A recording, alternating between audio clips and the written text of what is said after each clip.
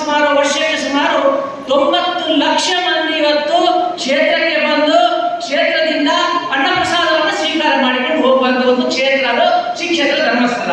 ಜೊತೆಗೆ ವಿದ್ಯಾದಾನದಲ್ಲಿ ನಿಮಗೆಲ್ಲ ಗೊತ್ತಿದೆ 52 ಶಿಕ್ಷಣ ಸಂಸ್ಥೆಗಳು ಮಾಡಿಕೊಟ್ಟಂತ ಕ್ಷೇತ್ರ ವಿದ್ಯಾದಾನ. ಇವತ್ತು ಶಿಕ್ಷಣ ಕ್ಷೇತ್ರ ಇರ್ಬೋದು, STM ಹಾಸ್ಪಿಟಲ್ಗಳು ಇರ್ಬೋದು, ನ್ಯಾಚುರೋಪತಿ ಆಗಿರ್ಬೋದು, ಆಯುರ್ವೇದಿಕ್ ಆಸ್ಪತ್ರೆಗಳು ಆಗಿರ್ಬೋದು, ಇದನ್ನು ನಡೆಸಿಕೊಂಡು ಬರ್ತಾ ಇರುವವರು ಪೂಜ್ಯ ಧರ್ಮಾಧಿಕಾರಿಯವರು.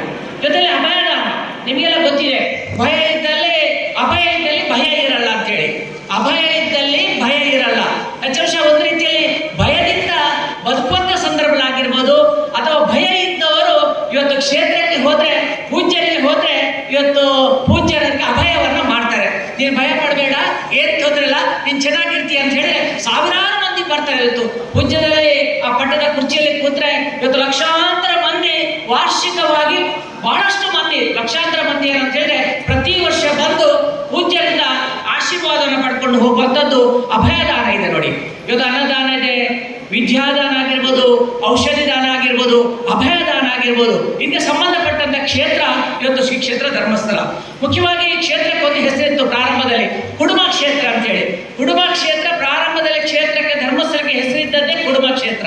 ಕುಡುಮ ಕ್ಷೇತ್ರ ಹೋಗಿ ಇವಾಗ ಏನಾಗಿದೆ ಅಂತ ಹೇಳಿದ್ರೆ ಕುಡುಮ ಕ್ಷೇತ್ರ ಕೊಡುವ ಕ್ಷೇತ್ರ ಆಗಿದೆ. ಕುಡುಮ ಕ್ಷೇತ್ರ ಅಲ್ಲ, ಇವಾಗ ಕೊಡುವ ಕ್ಷೇತ್ರ. ಏನೆಲ್ಲ ಕೊಡುವ ಕ್ಷೇತ್ರ ಅಂತ ಹೇಳಿದ್ರೆ ಇವತ್ತು ಧರ್ಮಸ್ಥಳದಲ್ಲಿ ಎಲ್ಲಿ ಕೂಡ ಏನಂತ ಹೇಳಿದ್ರೆ ಯಾವುದೇ ಬೋರ್ಡ್ ಅನ್ನು ಹಾಕಿಲ್ಲ. ಏನ್ ಬೋರ್ಡ್ ಹಾಕಿಲ್ಲ? ದೇಣಿಗೆಯನ್ನು ಸ್ವೀಕಾರ ಮಾಡಲಾಗ್ಬೋದು, ದೇಣಿಗೆಯನ್ನು ಸ್ವೀಕಾರ ಮಾಡುವಂಥದ್ದು ಧರ್ಮಸ್ಥಳದಲ್ಲಿ ಬೋರ್ಡ್ ಅನ್ನು ಹಾಕಿಲ್ಲ.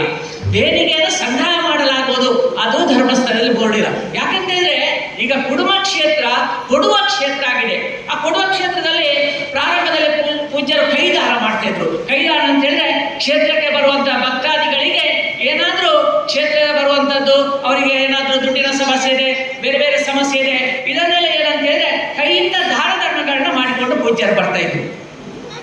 ಇವಾಗ ಕೈದಾನವನ್ನ ಕ್ಷೇತ್ರಕ್ಕೆ ಅಲ್ಲಿ ಮಾತ್ರ ಸೀಮಿತ ಅಲ್ಲ, ಇಡೀ ರಾಜ್ಯಕ್ಕೆ ಸೀಮಿತ ಆಗಬೇಕನ್ನುವಂಥ ಉದ್ದೇಶದಿಂದ ಸಾಂಸ್ಥಿಕ ದಾನಗಳನ್ನ ಪ್ರಾರಂಭ ಮಾಡಿದ್ರು. ಸಾಂಸ್ಥಿಕ ಅನೇಕ ಇವತ್ತು ಬೇರೆ ಬೇರೆ ಆಸ್ಪತ್ರೆಗಳಾಗಿರ್ಬೋದು, ಅಥವಾ ಶ್ರೀ ಕ್ಷೇತ್ರ ಧರ್ಮಸ್ಥಳ ಗ್ರಾಮಾಭಿವೃದ್ಧಿ ಯೋಜನೆಗಳಾಗಿರ್ಬೋದು, ಸಂಸ್ಥೆಗಳ ಮುಖಾಂತರ ಇವತ್ತು ದಾನ ಧರ್ಮಾಧಿಕಾರಿಗಳನ್ನ ಇವತ್ತು ಪೂಜ್ಯರು ಮಾಡ್ತಾ ಇದ್ದಾರೆ.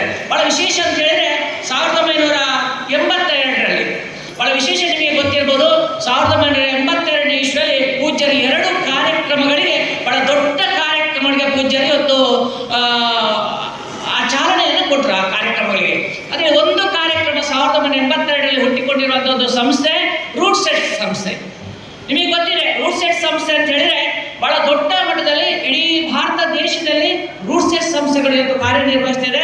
ಪ್ರತಿ ವರ್ಷ ಸುಮಾರು ಇದುವರೆಗೆ ರೂಟ್ ಸೆಟ್ ಸಂಸ್ಥೆಗಳಿಂದ ತರಬೇತಿಯನ್ನು ಪಡೆದ RCT ಇದೆ, ರೂಟ್ ಸೆಟ್ ಸಂಸ್ಥೆ ಇದೆ, ಸ್ವಉದ್ಯೋಗ ತರಬೇತಿ ಕೇಂದ್ರಗಳನ್ನ ಪ್ರಾರಂಭ ಮಾಡಿದ್ರು.